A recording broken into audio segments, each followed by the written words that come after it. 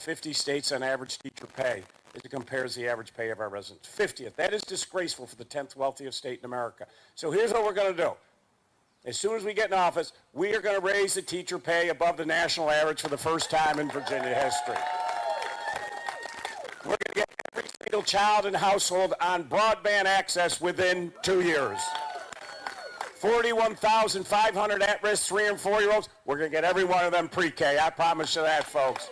And here's the other thing I want to do for you. We'll be the first state to do this. 50% of our students in K-12 are students of color, and yet 80% of our teachers are white. We need to diversify our teacher base. So here's what we'll do for you. If you will teach for 5 years in a high-demand area here in Virginia, we'll be the first state. We'll pay your room, board, and tuition at any university, any college, or any HBCU here in Virginia. So these are great big ideas, and we're going to get this done. But I need legislature. So I got to have Hala. Please get me Hala as lieutenant governor. Because let me say, people say, oh, the Senate's not up for 2 years. No. The Senate is up. 19 Senate. We have 1 or 2 senators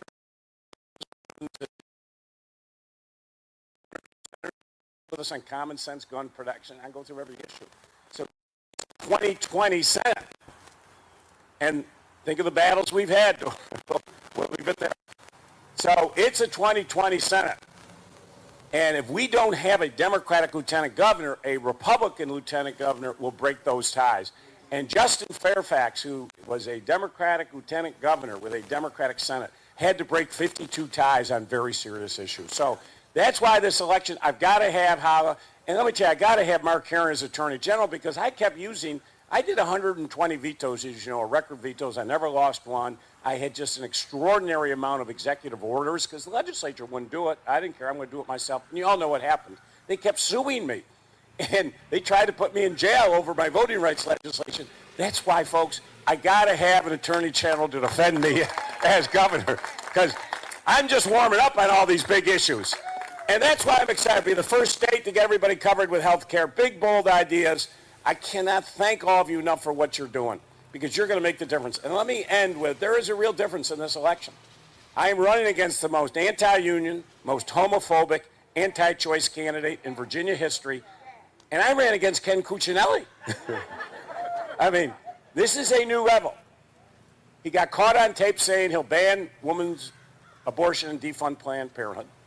Anything to do with women's choice issues, he said he would outlaw that as governor. He said the other day he doesn't support gay marriage. He said the other day that humans don't contribute to climate change.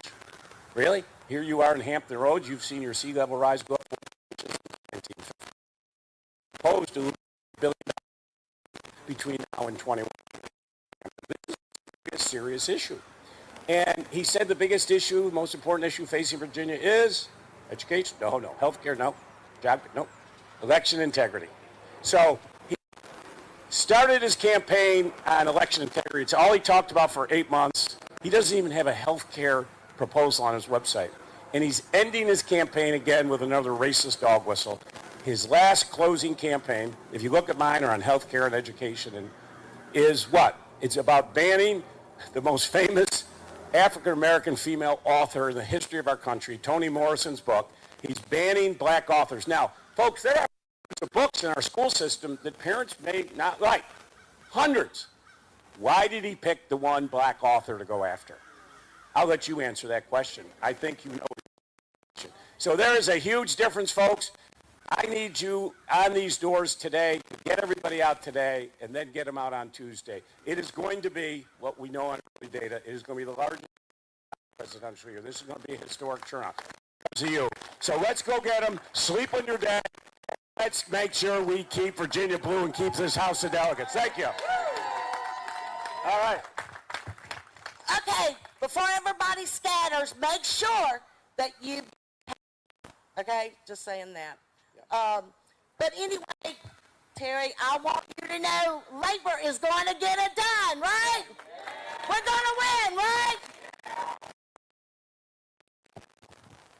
She and I are finally going to get mandatory collective bargaining here in the Commonwealth of Virginia. I was saving that for you. Okay, well, yes. I mean, you know, we broke the glass just a little bit, but it was optional. Yeah. And let me just say this. Any worker who wants to have a union, they should be able to have one. It is not an option. So thank you for committing to doing that. Oh, okay. All right, everybody this way.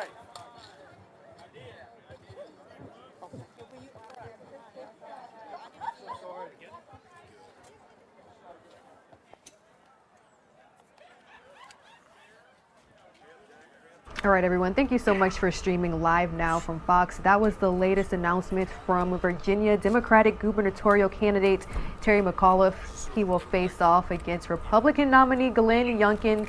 This election is taking place on November 2nd. As you see here, after weeks of very tense campaigning on education, COVID-19, and the economy.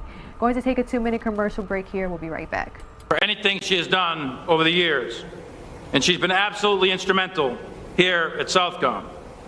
Her family heritage is also from Brazil, and she demonstrates that the cloth of the United States is woven into the multicultural cloth of our nation.